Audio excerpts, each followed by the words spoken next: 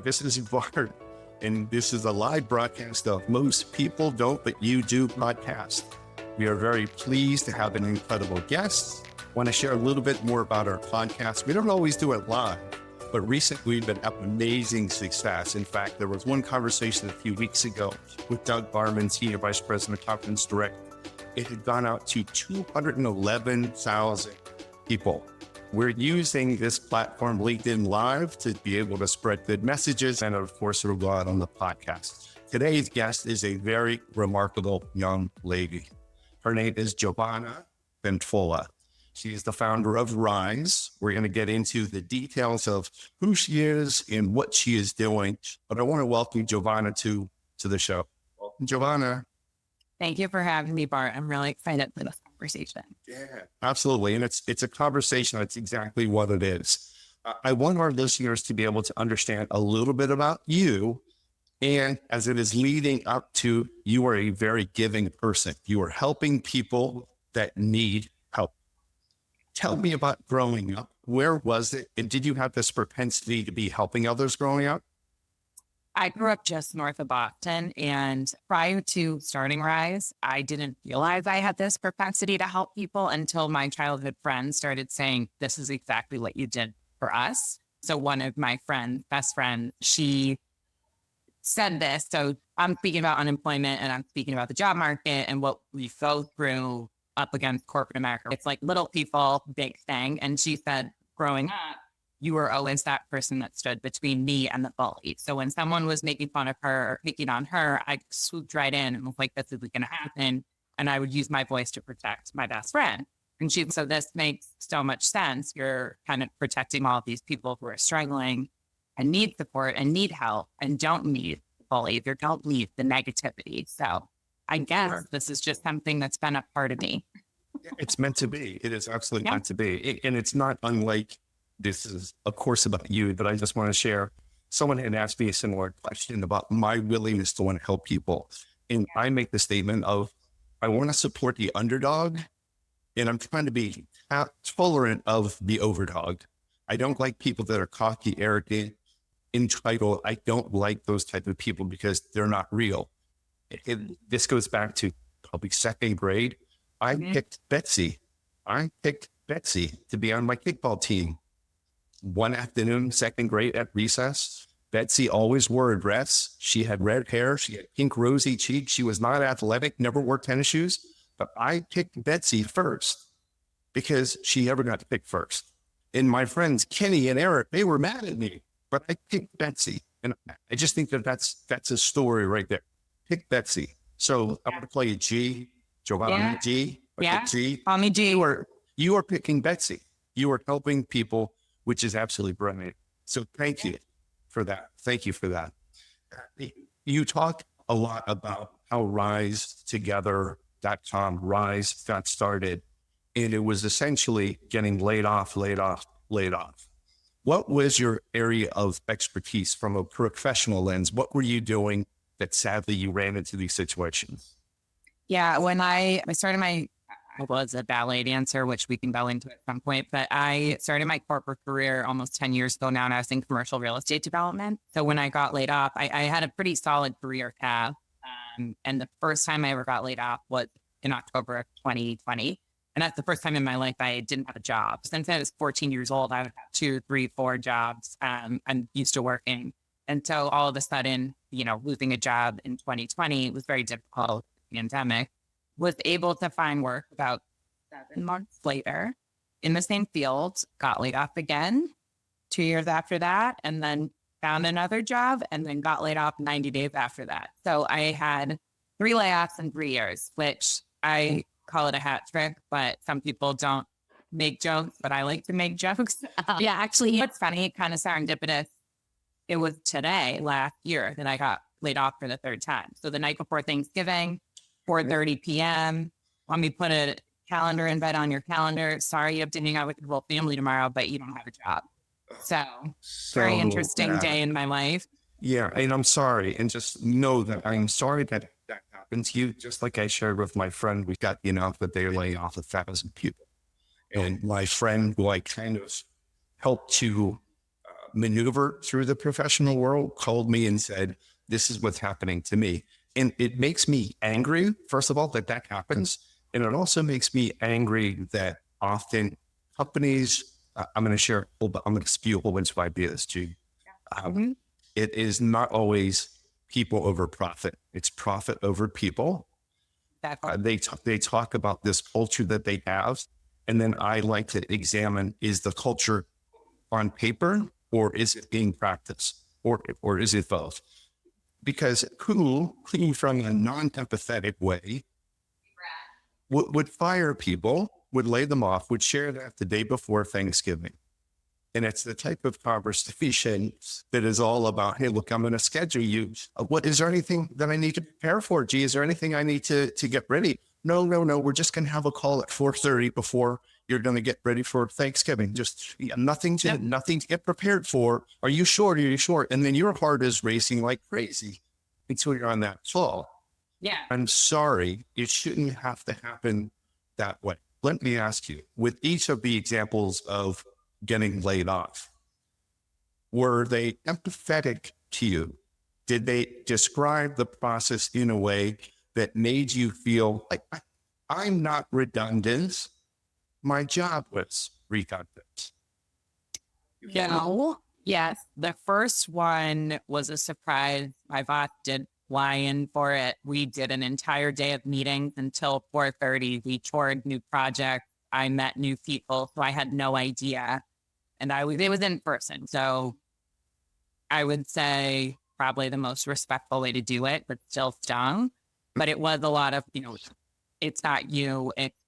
We don't have a need for this position. Like I'm absorbing a lot of these positions. Okay. Yeah. The second one I could see kind of coming because the company was having trouble. I had known people were getting laid off. Mm-hmm. That was like a script, right? And I felt bad for the woman that had to do it. Her and I had a good relationship, but she had to lay off a bunch of people and she literally had 15-minute increments in her calendar all day. And I think her heart was in the right place in trying, but she came on, she read me her 3-minute script and she got off and left me with HR. And I can't imagine being on her side. She's now letting go all these people. That's probably tough in its own right. The third time was, here's 20 minutes of why you're a horrible person. And I was like, whoa. Wow. This is the one that I felt was like, we're trying to blame our employees. And it was like 20 minutes of how awful I was. And then I was like, oh, wow, I'm probably going to have to look for a new job. Like, that doesn't sound like it's going well. And then we're like letting you go. And a lot of people I spoke to after that had the same experience. So I think it was more of trying to flip it on the employee. But it is what it is. I mean, we talk about this a lot in Rhize. There has never been a crossing of personal and professional. There has never been a mental health crossover discussion. There has never been like, how does your work affect your home life and vice versa. Everything was, leave your problems at the door. You come in and you work, and then you go home and you deal with your stuff at home. But when COVID hit and people were bringing work into their home, like we're all virtual, you're now working at home, all the above, it changed, but nobody talked about the change. And I think, we're in a horrible job market. So getting let go like that, there is a fear because you're unsure. And then there's also, sustaining your life after being laid off, hired. There's a lot more personal things attached to that. And I would have appreciated more of a conversation, but. Yeah. So G, as you shared that, there was some research that I had heard about that talked about, let's see, when my parents, 80, 89 years old, as an example, were growing up, that there were distinct communities. There was home, there was work, and then there was after work. Mm-hmm. So my father was a teacher, wake up in the morning, go and teach, great, come home, have dinner, great. And in the evening, he would go to a bowling league with my mom. 3 separate communities. But now I'm telling you from a coffee shop that I like to work in. I'm actually in a stairwell. Everyone else is downstairs, so hopefully y'all can hear me okay. But it is all blended together.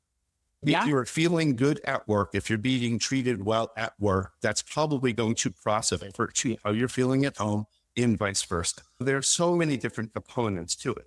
Gee, I wanted to ask you, and I share this story, leaders don't need to make people cry. That's just my opinion. There's some great leaders that I know about. I'm going to give a shout out to one of my dear friends in the industry, John Farber. He would be able to deliver bad news and not make people cry. Yeah. Do you think that that is possible these days with the HR people that are reading scripts? Can they still be empathetic? Can they still be kind? Can they still say, you know what, this sucks. I'm so sorry this has to happen, but our profits are down. In order to keep the company going, we have to do this. Is that doable? And do you all in Rhize talk about that? Yeah, I think it's doable. I think it's a little extra effort, and it's, do they want to put the effort in or not? And I understand both sides, right? I understand maybe you're too burnt out to put that extra effort in. There's also this, I do believe when you have to deliver bad news to somebody, it is easier to cut them out and you don't have to face them. I am somebody that believes if you face something head on and you have a conversation about it, in the end, it will be better. Like we talk about it in Rhize, I'd ask people, how would you prefer to be laid off? And we have, and there's people that we have discussions, come to me 6 months before. You know that you're going to have to let me go 6 months before and say, listen, 6 months from now, we can't afford your salary. Yeah. I will help you. You continue to work. I will help you find some. I, as an employee, respect that. I would do my best work for those 6 months, understanding that we have this transparent, communication about where I'm at, if I get a new job, how they're helping me. I could handle that. I think businesses are unsure that if they do that, then I'm going to mentally senior slide, like when you're about to graduate high school or college and you're like, well, I'm not doing my work anymore. But I think as an adult, I would take pride in my work. I'd want to close out the chapter at the company I was at in an appropriate way and to put my best foot forward for my next opportunity. We also talk about how it's a joke. It's always, would you rather be laid off in a mass layoff with a group or alone? And I've never been let go in a group. And a lot of the people that were laid off with 1,000 people from their company, they've created their own little community where they're like, we all got laid off from Google or from Meta or whatever. Let's all talk about it. I didn't have that. I was laid off as an individual, and I call it a trickle layoff where they kind of like trickle everybody out. And then I don't know who to reach out to. I don't know who got laid off. I don't know who's still there. It makes it very confusing. So you don't have this built-in community of people to talk to. And I think, honestly, businesses, and I think it comes from the top. And I think the people in the top need to treat the next level and the next level and the next level, and they need to lead by example. And I do feel horrible for the people that do let go others because they're just delivering a message from 3 levels. Wow. Mm-hmm. And they're not given the tools, and nobody cares to treat someone like a human being. And if they're just saying these are numbers on an Excel sheet, get rid of them. What are you supposed to do? Yeah, not easy. It's not easy. No. They always need mental health assistance, the people that are letting go of people, because it's going to certainly stay with them. A few things that come to mind, G. Mm-hmm. I have been on calls before when there were mass layoffs. And there was a call scheduled at 11 a.m. and there was a call scheduled at 1 p.m. And the call at 11, if you were invited, you got to keep your job. And the call at 1 p.m., you lost your job. So what do you think was happening after the call took place for the 11 a.m.ers? Everyone's calling and saying, yeah, I got my job. I got the job. I'm safe. And then that made people even more anxious for those 2 hours by thinking at 1 o'clock, I'm going to be losing my job. I agree with you. I think that there are times where, business changes, but you can still make people feel okay. Leaders don't need to make people cry. Bosses don't need to make people upset. There was a term that was used during the pandemic, and honestly, I had never heard this term used before for a person. They were being called redundant. You are redundant. So I did a motivational message online for as many people that needed it. I said, you are remarkable, not redundant. You are remarkable, not redundant.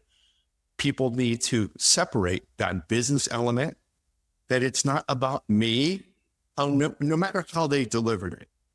It's really not about you, G. It's not about the people that are listening to this. If they go through a layoff, it is really not about you. Even if they tell you that you're a bad person, look at the source. Okay, let's look at the source. Okay, so we're coming up with ideas. I think so for our listeners. There's human professionals that are listening. There's the executive directors. There's entrepreneurs. There's billions, let's say billions of people listening right now, and will listen to this. One takeaway so far is treat people fairly with empathy. And there's something that I've been talking on as a keynote speaker an awful lot. It's about kindness.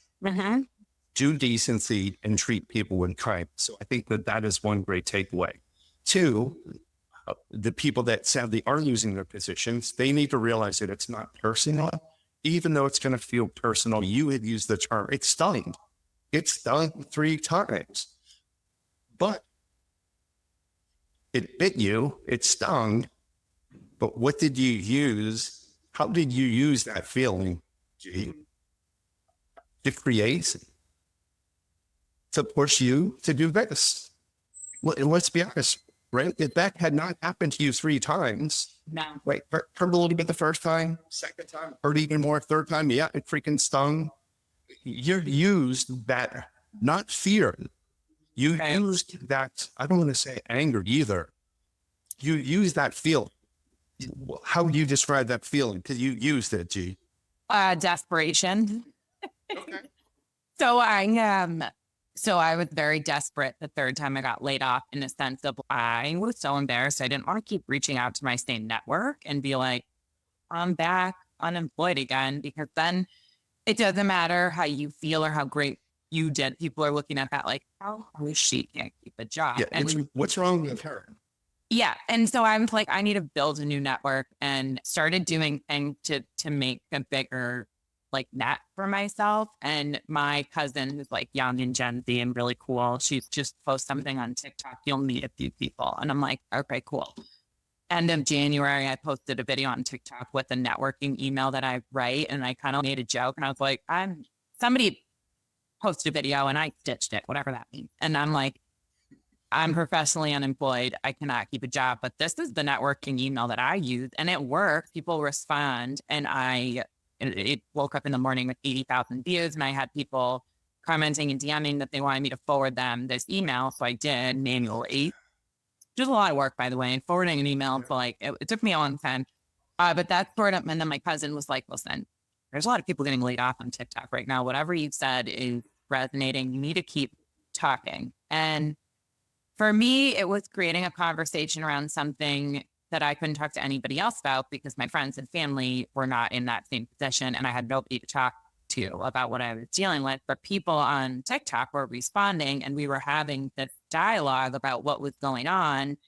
And a lot of the feedback I got was like, everything you're saying is what I think in my brain that I can't express out loud. And I always credit my ability to speak about emotions. I've been in therapy for 10 years. It's just something I've practiced. And I've learned a lot how to express emotions in a clear way without showing the feeling, right? I can express to you how I'm feeling, angry, sad, whatever, without yelling or crying. And I think that the feedback I kept getting constantly was like, that's my experience. You're not alone in feeling this way. I don't want to share about it. But what you're doing is you're allowing me to see that other people are going through this. And it started out as a selfish thing, because I wanted to meet people to network.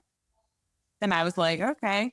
And I needed an accountability buddy, and kept sharing my videos. And in February, end of February, one of the last days of February, I was like, does anyone want to be my accountability buddy? Let's try to get hired somewhere by April 1st. And I thought I would get 10 emails, and we have a little coffee chat group. And I woke up with hundreds of emails, and I put everyone in a Slack community, and I called it the unemployed community, because I was like, oh, we're all unemployed, but whatever. And then met all these people, and we would have calls, and we would work on our resumes. And I quickly realized, kind of to your point of, you're not redundant. None of these people should be defined by the word unemployed. Like, every single person in this group, I say it all the time and they laugh at me, but every single person is smarter than me. I have learned more from these people than I've learned from any boss that I've been under. And it quickly was like, oh, I never give myself credit. So I'm like, I lost my job. That probably makes sense. But all these other people lost their job and they have PhDs and they've been working for the same company for 15 years. And I kind of realized how big of a deal this was right now in this time.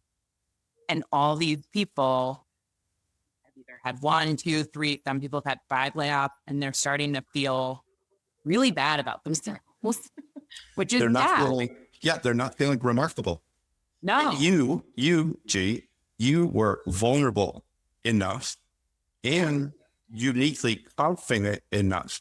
And I don't even know if you realize that, but uniquely confident enough to say, this is how I'm feeling. Is anyone else? This is you on the playground again, standing up to the bullies. Yeah. Is anyone else getting bullied? Because guess what? G is here and I got your back. In fact, I'm going to stand in front of you and protect you. Yeah. I got your back. Yeah, I'm good at throwing myself under the bus. I'm like, this happened to me. Has it happened to anyone else? Yeah. And thank you for being you and for being like that. Whenever I talk, I share different things about me personally. And I have panic attacks and I have anxiety. Ever since I had a bad out-of-body experience for surgery when I was like 12 years old. So I talk about it and I share with people, these are my happy pills. My son gave this to me. You can see it in here. I wear it every single day. And if I need them, that's where I go and I can do anything now. But I share that vulnerability because I want people to know, I can speak in front of 4,000 people, but I might feel a little anxious if I'm driving through a tunnel by myself. I might feel a little anxious. I'm in the back of a grocery store and I don't know any, like just the weirdest things, but I share that. I'm trying to be vulnerable because I believe it will help other people. Kudos to you, G, Thank for you. doing that. Yeah, I have a hard time when people say that they're an expert in something, but I love it when people share from their own personal experience. And so I'm always somebody that will share from my experience. And unless I've experienced something and really went through it, I don't consider myself to be any better than you or know more than you just because I either have a degree or I have this. I operate in this way of whatever you're offering to me is very important and I want to hear it and whatever. And I think the more vulnerable people can be and the more open to conversations everybody can be, it just stupid, but makes everything healthier. It makes everything more human. It's just, that's what we are. So I kind of try to operate that way. You are now taking control of your life. You are not waiting for another organization to say, Jovana, you're nice, but we don't have a need for you. You are not waiting for that anymore. You are deliberating your day. You're deliberating your life. A lot of people can't do that. Downstairs, when I was working, getting prepared for this conversation, because now I know you so well, doing all the research. When I was doing work downstairs, there was a gentleman that was working, and then his friends came by. And they were talking, what are you doing for Thanksgiving? All these things. And then he said, I have an interview today. And they're just like, what? It's the day before Thanksgiving. Yeah, I have an interview today. And they're just like, why? Well, I wasn't sure if I wanted it or not, but I just thought, what the heck? Let me just talk to this new company. So there he is. It's loud downstairs. He doesn't have an external microphone like this, so you can hear everything. He's just wearing his AirPods. And he's going through this interview like he's talking to his best friend. No pressure.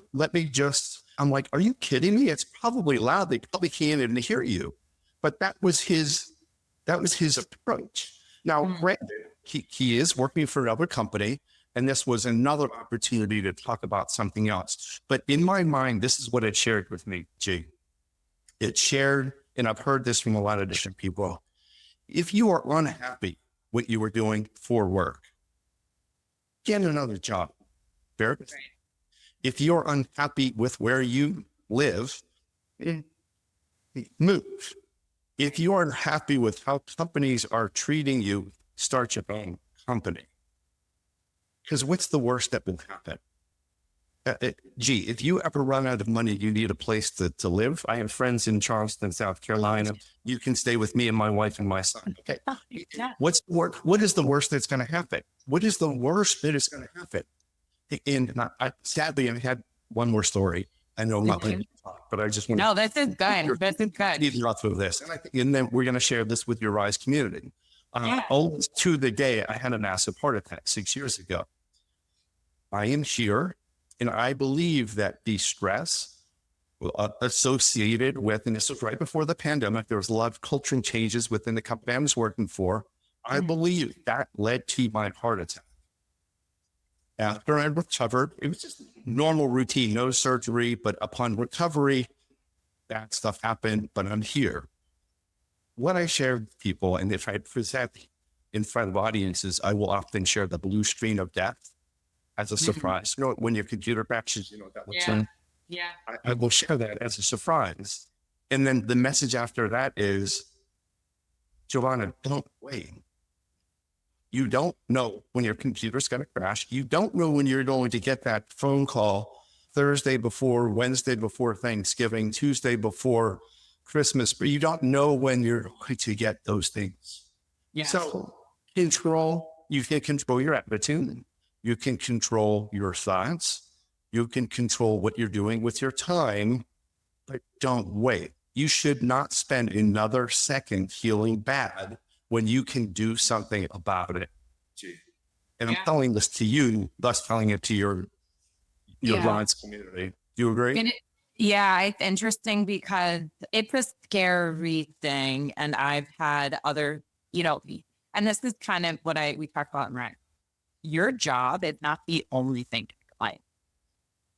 Could be 10 other things going wrong in your life, but your job is, allowing you financial stability or giving you something to do. And then when that goes away, that's not the only problem you have. And it's a very scary thing to have this feeling of, I don't know where money's going to come from. I don't know and then to have to wait for someone else to make that decision for you, but then give you like the worst feedback, or they're not even telling you anything, and they're not understanding, like when you're talking about that man in the coffee shop and he's so casual and so whatever.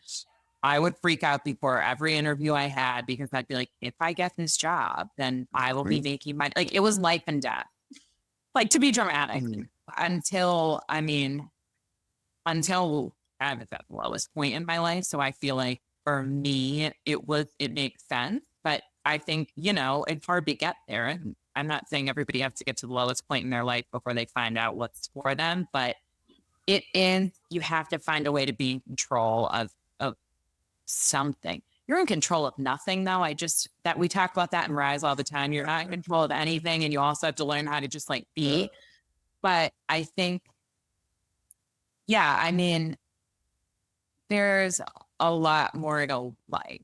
And I think I have a different approach now because of what happened professionally. And I like to lean into this. This is something I like doing. I like helping people. It's been an interesting journey for me. Of course. But of course. When you said a job is not life and death. But it can be. Well, it feels like it, but you know what life and death are? When you feel life and when you've experienced almost death, right. What life and death are, it's life and death.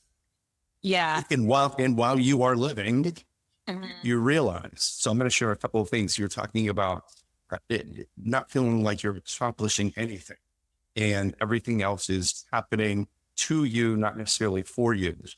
I found when I started my company, and to this day, I do a tremendous amount of folding laundry and emptying and stacking the dishwasher, because those are two things that I can control. Yeah. And I'm getting something done. Since my heart attack, I have not had a drink of alcohol. No one told me that I shouldn't be drinking alcohol. No one told me that. The doctors didn't tell me I didn't have a problem. I was only drunk probably once in my life, but I decided that is another thing that I can control. Yeah. So I want to share this with you, G, and hopefully we will share this with your community if helpful. Yeah. There was a study done that said the average person has something like 60,000 thoughts that go through their mind every single day. Have you heard this? Yeah, I talked about this in Rhize, but keep going. In a massive amount of them are repetitive. Okay. right? Something like 95% are repetitive. I got to do this, I got to do this, I got to do that. And then some number like 80% or so, they're negative thoughts. So right now, how am I doing on time? We're at 31 minutes. What are my negative thoughts? Well, my face is getting ready because I'm wearing a sweater and there's not a whole lot, but can I take off my sweater while we're talking? And is that going to look silly? And I can only hear you out of one earpiece. Is that okay? And should I be scrolling the ticker a little bit more? All of these things don't matter. The negative thoughts. And what I have been teaching people, because someone taught this to me, write down these negative thoughts. Write them down. And at the end of the day, I have G for good thoughts, under tab, B for bad thoughts. At the end of the day, look through them. Were any of the bad thoughts really that bad? So I got a little flustered and a little red and he went over and I go, who cares? Does that matter? No, it doesn't matter. I have an opportunity for December 9th and a virtual opportunity with a great company. I sent them a note. I haven't heard back yet from them. Oh no. Gee, I haven't heard back from them. Oh, goodness, what's going to happen? It's the day before Thanksgiving. Are you kidding me? Now, granted, they sent me a note at 11:30 p.m. last night. They were thinking about me. If I get it, I get it. If I don't get it, I know they get something else. It's not life or death. And that's hard. That's hard for a younger person to think about. It is. But I think that's, the value of someone with gray hair like me, not you. That can share. I've been through it. And gee, you've been through it. Not from a year's perspective, but from a time's perspective. Okay. Yeah. I like so going off that, I have a few things I want to say. The thought, that's something I'm working on. I have been connected with through one of my leadership team members at Rhize connected me to her life coach, and she's awesome. And I've never had a life coach, but I trust her and he's great. And I'm in therapy, but this is more business than life. And he had me do this thing where we realized 90-something% of my thoughts are self-judgment thoughts. And he was like, anytime you get a thought where you're judging yourself, just say out loud self-judgment. I'm like, all right, cool. So he tells me to do this at 4 p.m. on a Thursday. From 4 p.m. on a Thursday till noon the next day, I was like blown away with how every single thought of mine was self-judgment, to the point where I labeled every single thought to the point where my mind was clear, because all of the thoughts had exited my head. And I was like, what do I think about now? And I was like, do I sing songs in my head? That's how many negative thoughts I was processing, judging myself. And so that opened my eyes to a lot. And we've had a lot of sessions since then. And I'm learning how to, use my mind for positive instead of negative, which has been great. And I think in terms of, I make a lot of jokes. I'm like a dark humor kind of girl. And I've always said, and it's been a joke, but it's true, right? The only guarantee in life is death. And that's it. That you're born and you die. And whatever happens in between, you just got to make it the best for you and what's going to happen for you. And, there's certain experiences in life that you go through that everybody goes through, and good, bad, and they can change your perspective on life and death, and that's what you need to look for, is the things in your life that shift your perspective, even if it's not life and death. And I think I had a few of those, and my perspective has changed on how I want to operate in this world while I'm here. Amazing. In all of this thinking, your perception would not have changed unless you had gone through this challenge, and this challenge. Yeah. And look at the community that you have, 3,000 people and growing. I just signed up 3,001. After this goes up, we're going to have 3,000. We're going to have 18,000 after this. Top 2% podcast in the world. This is going to go out to a lot of people to hear real well. Yeah. But it is remarkable what you're doing. And for the last couple of moments, so this was about you and about conversations. This has helped me give a different perspective. I've learned things from you. Thank you very much. And this is what the other people, and I'm not going to say experts, but the other individuals within your community are helping to share. I found this resource. I saw this post. I watched this video. I've been through this. You will be okay. All of these different things. So if individuals would like to, what I'm so surprised with right now, that risetogether.com, it is free. Yeah. Can you walk through what people should, where they should go and what they have access to, talking about the community? Because I want as many people that need positivity, that need a community, to sign up immediately. What should they do? Yeah. So if you go to risetogether.com, RHIVE, it was inspired by a rhizome, which we can explain later, but risetogether.com/join Rhize. You can join the community. It's free and will always be free for members. That's never going to change. 10 years down the road, it's going to be free. I don't believe in capitalizing on people who are struggling. That's like a personal, moral thing inside of me. And there's so much information out there. You want to go to a trusted space, right? And this community has become a trusted space where people share resources that work for them, that don't work for them. They're sharing true experiences of the job market. They're sharing true things in their industry. And it's become a safe space to open up conversation on what's really going on in the job market, but from applying for jobs in the logistics, but also an emotional sense. We have calls almost every day of the week. We have networking calls that are open to everyone in the community. They're also free. So I host one a week, but we have community members hosting. We have workshops hosted by other outside people, and they come in and you can just join and participate. We've done a lot of calls. To give you an example, we've done a lot of calls right now because we're about to enter the holiday season. Big struggle for unemployed people is going home for the holidays and having to explain to your family and friends that you see once a year what you're doing. And then everyone, well, are you networking? Well, are you doing this? And just the stress that comes with that can really, it can make or break your mindset. So we have a lot of calls about the emotional side of job hunting. We have all these resources right now. The conversation is in Slack. And so there's a lot of resources pinned there. We're building out a member dashboard so that when you log into the website, there's going to be all of the resources there for you. We're going to build a database. This is just growing in a way to make it easier for people to function within the community with the resources. Like I said, everything's going to be free forever. It's hard for me. And I'd have people like, well, if you charge everyone $5, I'm like, I just can't. Because it's not about that. It's about the fact that these people are coming together and growing. We have people teaching skills. We have all these, yeah. And that's why I said yes to this. Yeah. Because you're doing good. And this will be celebrated to tons and tons and tons of people. Yeah, without a doubt, it will. Without a doubt, it will. And it just reminds me, we did an event 2 years ago about this time of year in December. Because people struggle during the holiday season with different things, we did an event called Choose Happy. And Choose Happy was my perception, and I brought in about 3 or 4 other speaker friends that gave their opinion on, you can walk on the sunny side of the street or you can walk on the shady side of the street. My friend Kelly Bishop shares that, and she picks positive. She chooses to walk on the sunny side of the street. So I think that there's a great need, especially during the holiday season, to think about resources, think about helping each other and how to handle situations that might be uncomfortable. Well done.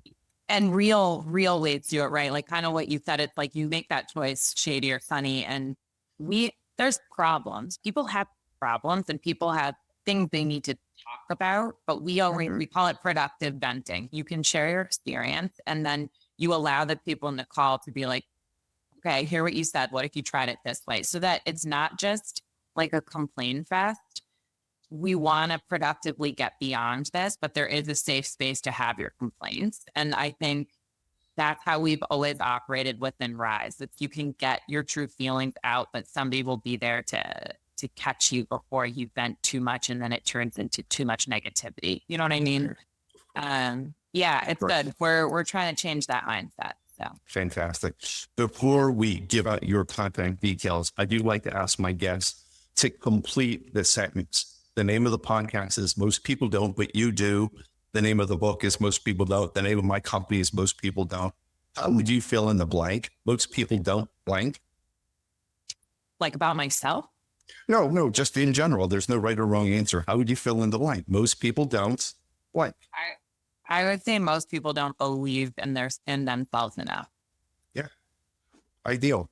And you are helping Rhize together, Rhize, RHIZE, are helping people remember that they are remarkable, that they are not redundant, that they should believe in themselves because you can do anything that you want to. Just look at Giovanna Ventola.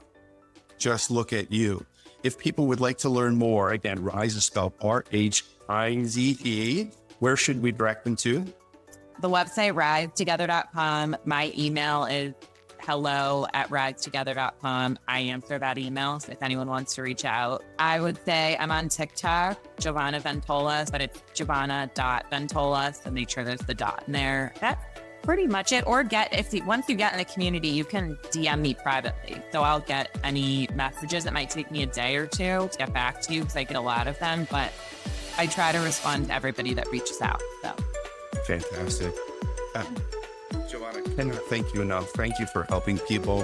Thank you for building this community. Wishing you a very happy Thanksgiving. And please let me know how I continue to help you and to help your members.